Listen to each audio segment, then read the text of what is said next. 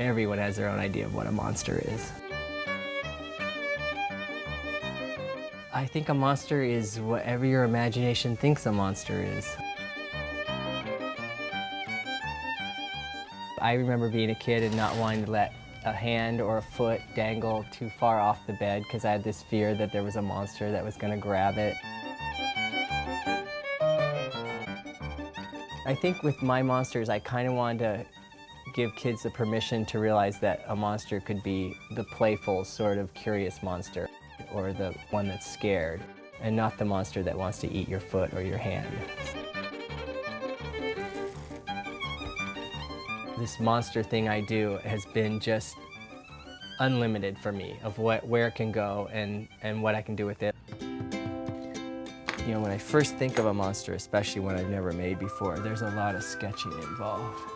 I always have sketchbooks with me, so I'll get an idea for a monster, especially when it's something I've never made before, just to get it down so I remember this new idea that I thought of. And a lot of times it's just a really, really rough idea. This was for a salt and pepper shaker.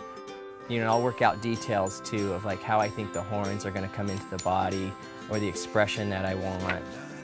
You know, this guy here holding his sign, and that'd be a big tall monster, and he'd hold his sign that says, "Don't poop on the lawn." You know, what else would a monster say, right?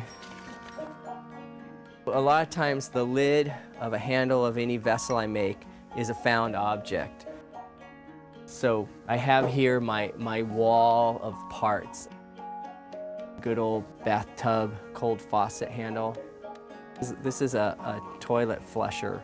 This is an old radiator opening and closing knob. To me, it's just dying to be the handle to the monster's cookie jar lid. How can you throw something that beautiful away?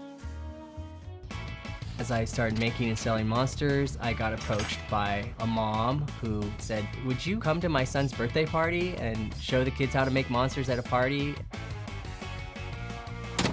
And now that's this whole other world I do where I'm exposing kids and adults to getting their monster out. It's really easy. Second graders do this, so. See how the legs come out at the base? Gently massage your monster, okay? So you have the underbite monster, if you put it that way. If you flip the whole thing over, you have the overbite monster. So I'm hosting a monster party for my birthday. Work the water back and forth. She's drinking her water cup and she's dipping her finger in her wine. You can just relax and be silly and have fun with this, and believe me, you're gonna get something that works because it's a monster. I'm gonna keep moving to eyeballs now. You do need to listen to James when he tells you how to do something, but I think they all turned out great. This subject matter to me is endless. This year was now my second year being a part of the country fair, going there as a vendor. I quit my day job and went completely full-time, just doing my clay and doing the monsters and doing more shows and enjoying just being able to say, I'm now an artist. Monster cookie jar. I'm James DeRosso, and that's my art.